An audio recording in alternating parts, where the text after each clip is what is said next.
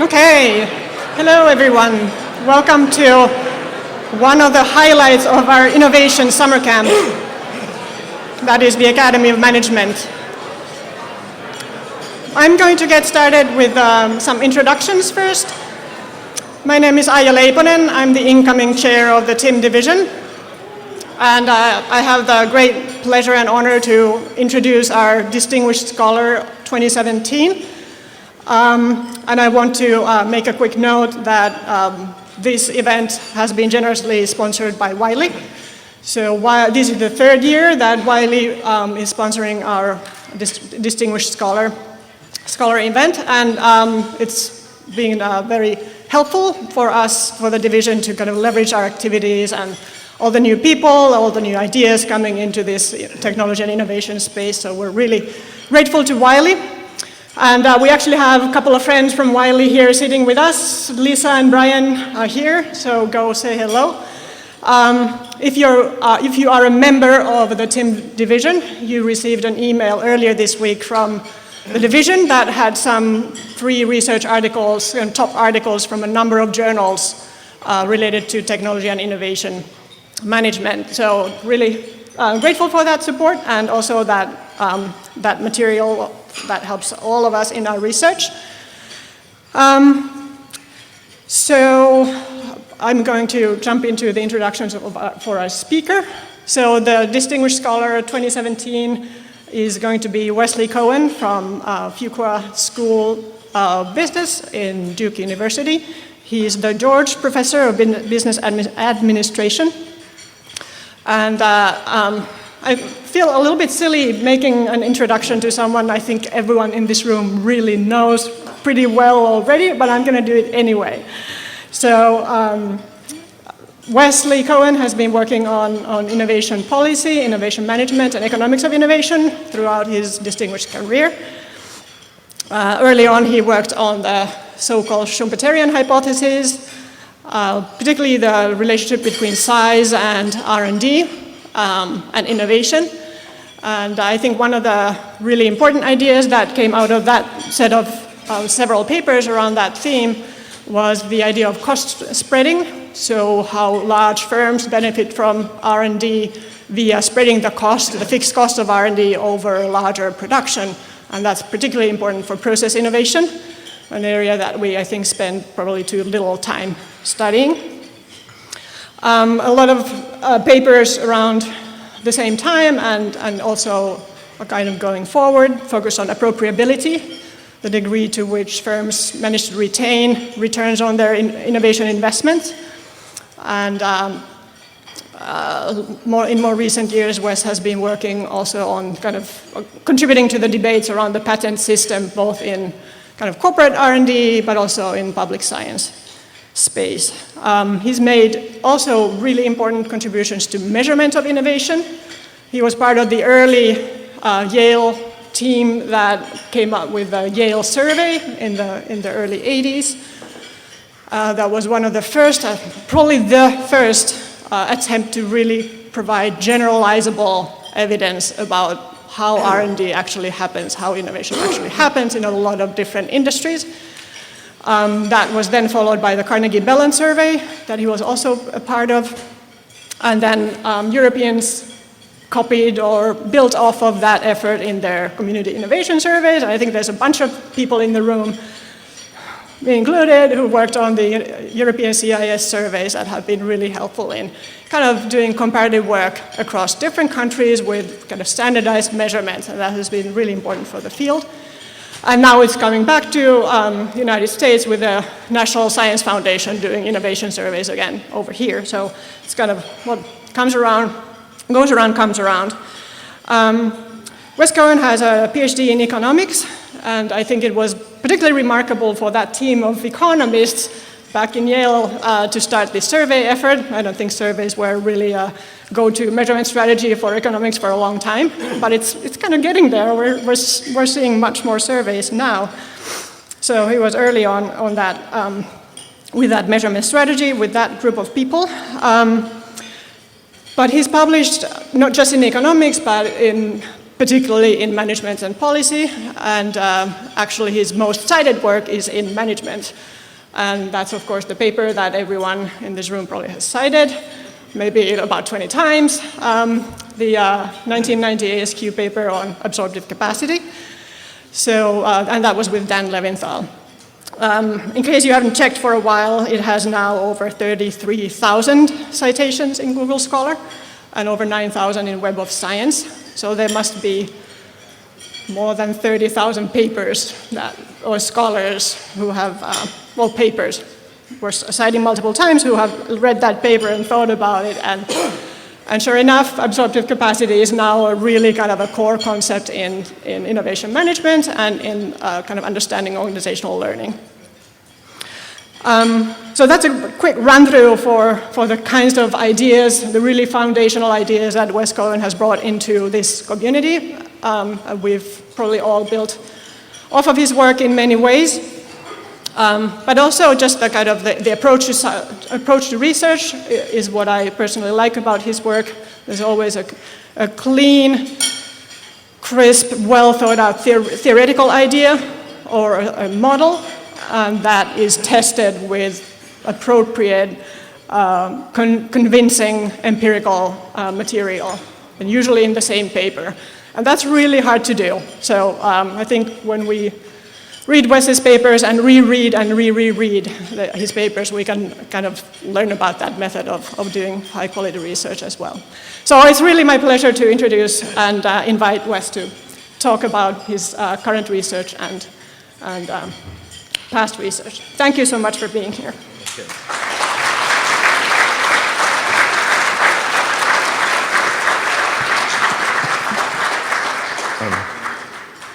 I thank you so much for that introduction. She almost gave the talk. And I'm deeply honored for this recognition, and I want to thank the TIM division and its leadership, including Kel Larson, Stefano Brusoni, and others certainly, and I do want to thank as well Wiley for supporting the award and indeed in turn this kind of research. Thank you so much. I'll be talking about what I call an intellectual odyssey in Pasteur's quadrant. Not all of you may be familiar with Donald Stokes's work on Pasteur's quadrant. Basically, he poses a classification of science, okay? On the one hand, you have Niels Bohr, purely knowledge-driven, curiosity-driven work. Then you have the likes of Edison, very applied. Let's invent the light bulb or the electric chair and other little things that you may not know. Cement, big deal for Edison. And then there's Pasteur's quadrant, okay, which is characterized as use-inspired basic or fundamental research. Let me suggest that's my aspiration. I don't know if I've done it. I don't know if I'm doing it. But I like to think that I'm working somewhere in Pasteur's quadrant, okay? And thinking about, Pasteur's quadrant and thinking about this talk, I reflected a fair bit on years of working in this area. And I wanted to kind of boil it down to some remarks that would be useful, particularly for the more junior among you, PhD students, junior faculty, and so on, or their strategies, or their lessons, and so on, that may be of use to the likes of you, and may be a source of bemusement for the more senior among you. And surely not all of my work fits in this, but this is what I try to do. So my aspiration, as I said, is to work in Pasteur's quadrant. Let me get this out of the way. And so what does that mean? Develop new understandings, but get to something that ultimately matters to non-academics, okay? To the world of management, policy, to your mother-in-law, to society, okay? Those are the kinds of questions that I tried to address in my work. And reflecting upon my career and so on, I came up with a very simple precept, or call it a heuristic, okay? And the heuristic is very simply, let the question drive the bus, okay? And what do I mean by that? I mean, find an interesting, important, foundational question, and, you know, it's my taste then, get the data, the technique, the tools, and even if need be, the work in another discipline to follow, to really go after the question, okay? Once you've found a really exciting question, be pretty broad, eclectic.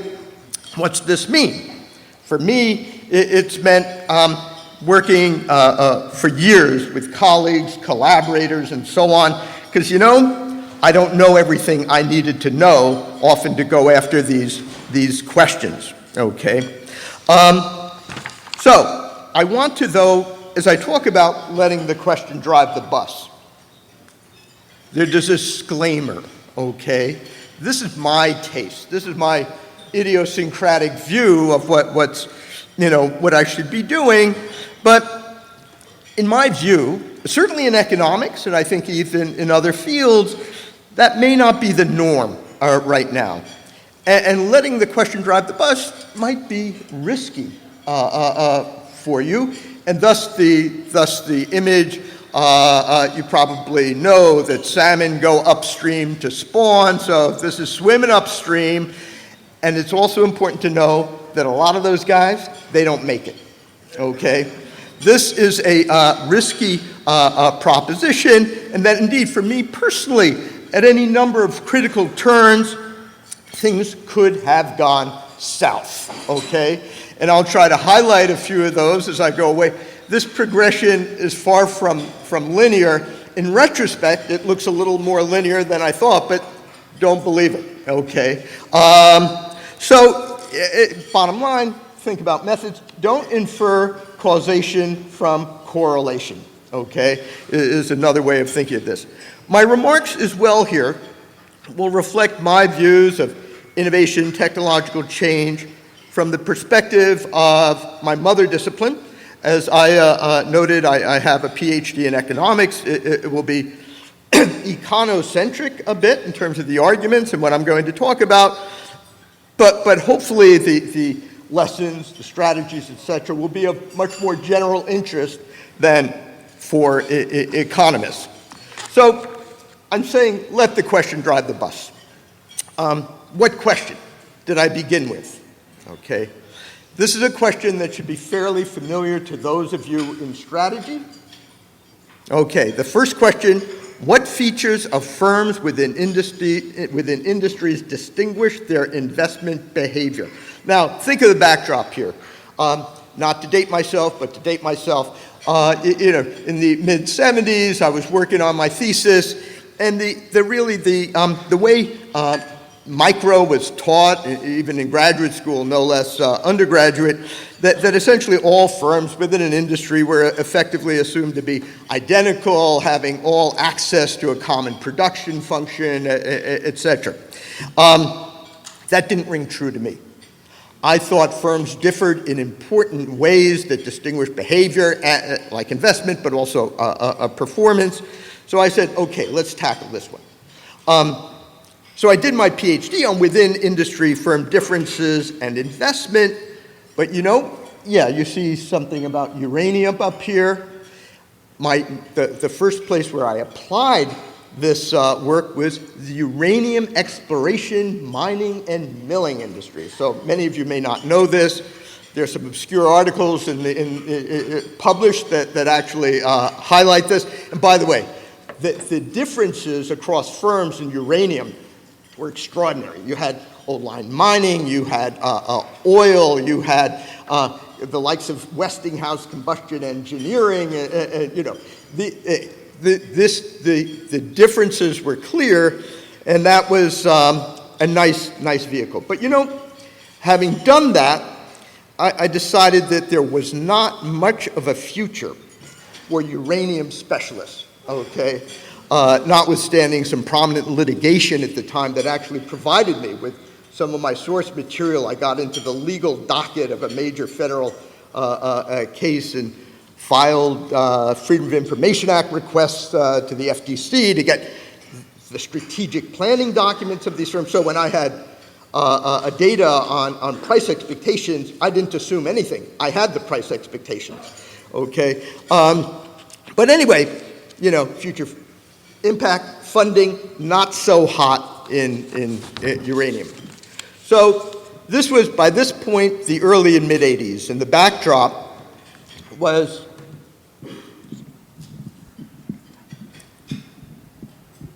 thank you. Here, you can get it out of there. So can you hear me? Good. So the backdrop was, were a couple of things. The productivity crisis of the 70s, starting with OPEC and so on, and that's the graph on the left. Both total factor and labor productivity took a sharp dip in the 70s, and American firms were getting hammered in global markets, particularly at that time by the Japanese. You see a little Japanese auto there. You see, a Sony recorder there. We were getting killed. So I thought, oh, okay. Why don't we look at firm differences and their implications in innovation, technological change? Now, I knew a bit about technological change at that time, but really very lucky, across the hall was a guy named Dave Mowry, okay? And Dave said, yeah, that sounds pretty exciting. So then some NSF funding and so on, and then developing data from the Federal Trade Commission, we went on. And this was a propitious time to study innovation. It's in retrospect only that I realized that at least the economic study of innovation at that time was really still in a very early stage, that there were a lot of open questions and folks just didn't understand a lot of what was going on, all kinds of challenges. So there was some fruit to pick, certainly. But hey, I hit a few bumps, okay? I did early work with Dave and Levin, as I referred to, on market concentration, and even earlier work than what I was talking about on firm size. But this agenda on firm heterogeneity, not panning out. Okay, so, blind alley. And when I said not panning out, I mean I spent the better part of 2 years, okay, throwing models, regressions, et cetera, data, and I was getting results, but they were sort of equivocal, they looked incremental, they're hard to interpret, somewhat fragile. I wasn't happy. I didn't see, this isn't the kind of space I wanted to be in. So I had some questions. The choices that I faced was, do I change the research area? Yeah, I thought innovation was pretty cool as I learned more and more. Change the questions.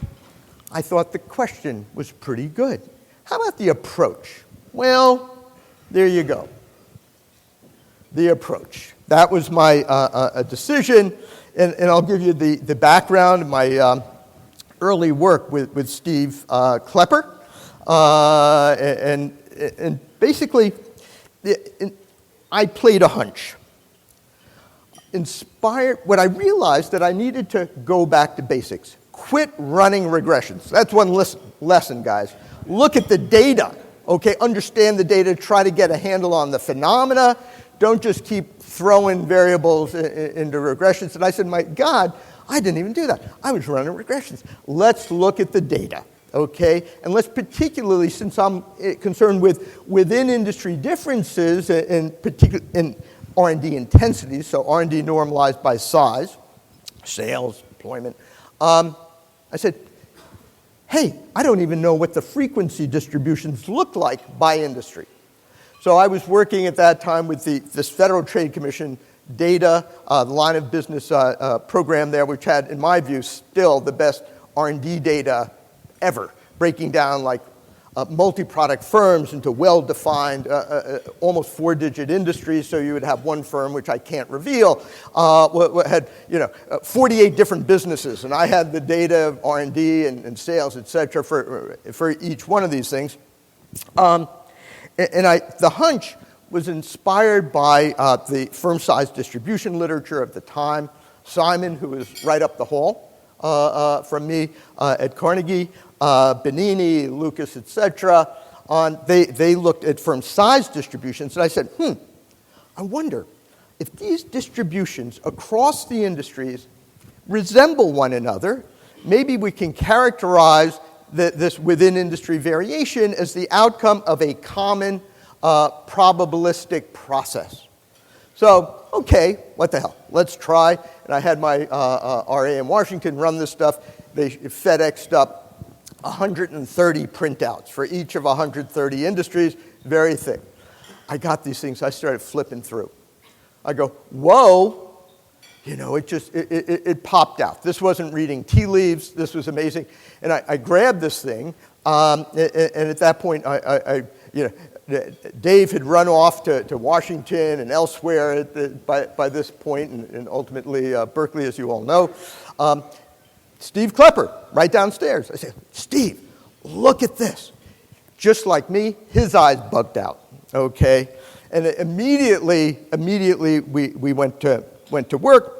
The distributions were unimodal, positively skewed with a tail to the right. And with that, again, that basically affirmed the hunch. There's a common probabilistic process, maybe differentiating essentially unobserved characteristics of firms that condition their R&D. How did we explain it? The particular explanation is, let's say that firms' capabilities and in turn their approaches to R&D are, dropped from heaven, okay? Exogenously distributed across firms. Pretty simple process. Bernoulli, flipping a coin, okay? And what that then implied was binomially distributed R&D intensities. So we said, hey, this explains the patterns, this fits pretty well, but that's not enough. When you have sort of a target, an empirical target in mind, a stylized fact, a regularity, that's great to be able to explain it, not enough, okay? You got to then say, take whatever theory you've developed to do that, and then independently test it on stuff that you could not infer, could not have known. And we did that, and I won't go into detail on the paper, but it panned out. Again, whenever I got results, and good empirical results of my work, I was always astonished. I had no idea that it would fly. It did. And this provided really a very different, a non-causal, what could be thought of as a non-causal explanation for this distribution of R&D intensities. And we were able to explain a bunch of stylized facts that in our view were artifactual, like the relationship between mean R&D intensity and the coefficient variation across industries was negative. Prior scholars said, that's evidence of competitive matching. We said, well, binomial, it's just an artifact of the binomial, and you don't need any causal story for that. So the broader lesson from this discussion is blind alleys, sunk costs, and luck, and reversals of fortune. Blind alleys are many. We all hit them. Don't get stuck. Like I said, I spent a lot of time playing around here until I just got frustrated and wasn't happy. And indeed, one lesson from economics that is useful is, though not always reflected in behavior, sunk costs do not matter. Okay. Now, in addition to this sort of lesson for some of you to think about in your own work, I thought about a number of different strategies looking back on my work for digging deeper into the work, for identifying questions, ideas, and I call these strategies, though by the way, at the time, I didn't think of these as strategies, right? These are strategies only in retrospect, okay? At the time, I was just going on instinct. But with the benefit of hindsight, maybe you guys can then be a little bit more purposeful, if you will. So what was, strategy number one? Strategy number one, conventional interpretations. By the way, on the left, you have Ptolemy's view of the solar system with the Earth in the middle. On the right, you have Michelangelo's picture of the, or painting of the creation of Adam, often going along as providing rationale, if you will, or an illustration of creationist arguments. And indeed, I was intrigued by what turns out to be, at least empirically, the most important firm characteristic, at least judging from its association with firm size, okay? That is, size itself, okay? Just the correlations between size and R&D within industries, the correlation coefficients are typically north of 0.7. And economists at the time, in thinking about R&D intensity, explaining it, left-hand side, they'd always normalize by size. They sort of like, and I was asking myself, why is that? It was almost, indeed, a senior colleague, somebody else who in this area said, I thought this was an interesting question. They said, no, that's obvious. And I'm going, oh, good. I don't know. I don't get it. And this became part of my work with Steve, because the conventional wisdom of the time was that R&D rises proportionately with size in most industries, and productivity measured in terms of inventions per R&D dollar or patents per R&D dollar, et cetera, tend to decline with firm size. And the way that was interpreted was there's certainly no advantage to larger firms, and there's clearly a disadvantage. They're less productive, less efficient, et cetera. So Steve and I took a pretty simple explanation grounded in prior literature on industries and markets, Jacob Schmookler's. And the simple explanation was R&D fixed cost spreading, as I talked about. And that required a couple of assumptions. The key assumption was that in most industries, firms embody their innovations in their own output due to failures in the market for information or disembodied innovation, if you will, and that how big a company is at time X is related to how big they are time X plus T. The simple rationale was larger firms invest more in R&D because they have a greater output, therefore, over which to spread their fixed R&D costs. And for declining R&D productivity, it's simply, very simply, because firms have this cost spreading advantage, the larger you are, the greater the return per unit of R&D.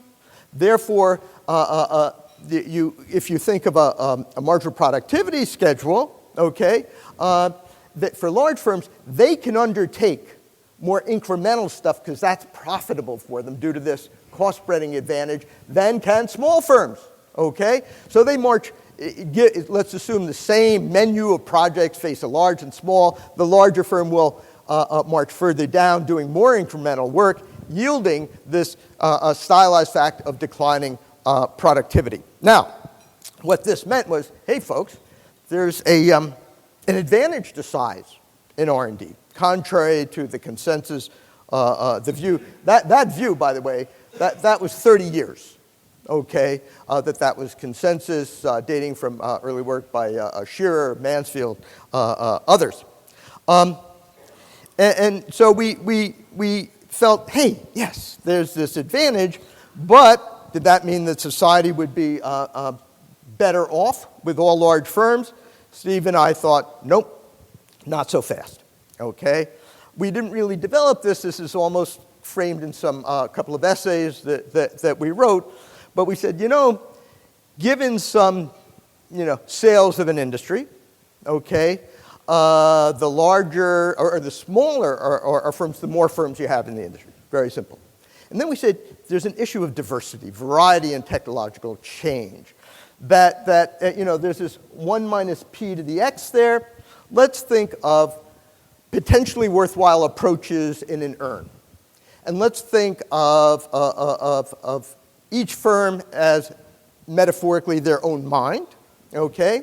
And each firm is drawing approaches from that EARN of potentially worthwhile approaches, okay?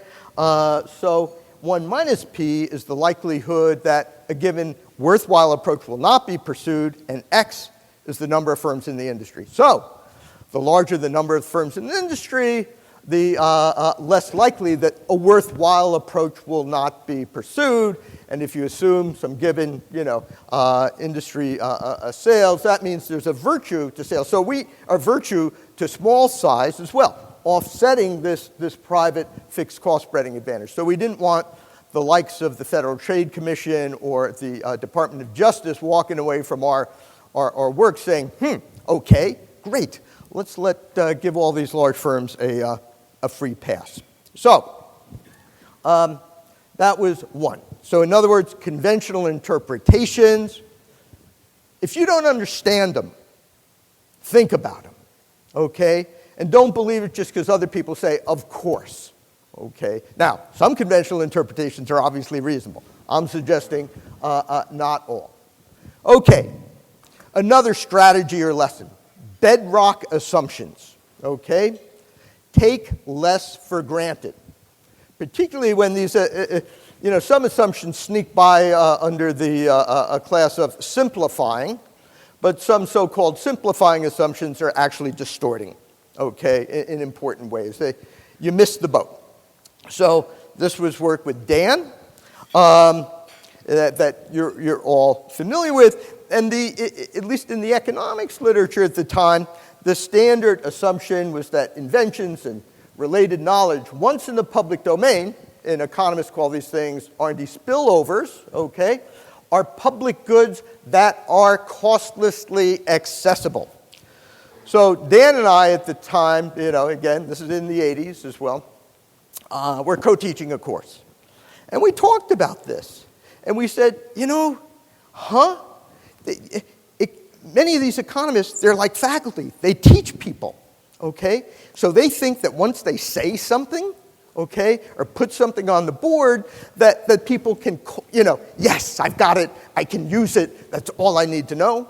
And we said, Then there was also this kind of casual observation in an article, not that well developed, by Michael Spence, who famous for signaling theory and subsequently, not that long ago, won a Nobel Prize, said, what's odd, related to this argument, is then that, the more R&D spillovers there are, the less of an incentive each firm should have to invest in R&D. But he said, well, that doesn't ring true with semiconductors. You have, knowledge flows all over the place, and R&D is going like gangbusters there. So Dan and I took a different approach. Okay, we said, to learn calculus, maybe you need algebra. Okay, maybe you have to do the prior investment that will get you to the position of recognizing the value of information, then assimilating it and potentially using it. Now, many of you know only the ASQ version of the article with Dan. This is from the original, the piece that preceded that. And I'll talk a bit about the ASQ piece a little later. That's one of the pieces, one of the modules. By the way, that photo of absorptive capacity up there, I stole that from one of Ashish Arora's slides some years ago. I thought, that's great. So that little thing over there, that the gamma, so the left-hand side, Z is the knowledge level of a firm I, MI, own R&D, and that thing gamma with the circle, that's absorptive capacity, and the rest of the stuff there is either spillovers from other firms in the industry on the one hand, or exogenously generated knowledge, like universities, etc. And we realized that this could flip